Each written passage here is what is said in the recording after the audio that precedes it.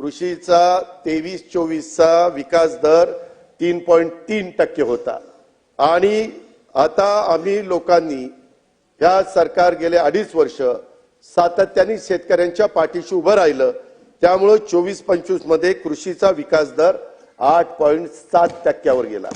3.3 वरून 8.7%वर कृषी क्षेत्रामध्ये AI तंत्रज्ञान, कृत्रिम बुद्धिमत्तेचा वापर हा आम्ही आणला।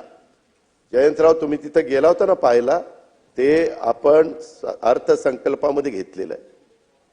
त्याच्यामध्ये त्याला 500 कोटी रुपयाची तरतूद केलेली आहे। आम्हाला हो केलेली आहे।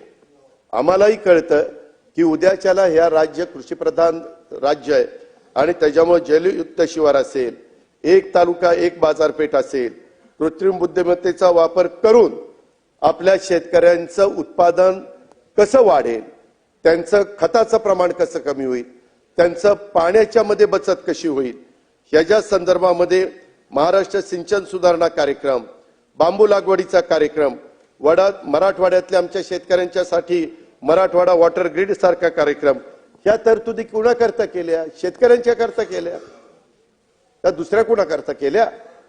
या बळीराजाच्या करता केल्या?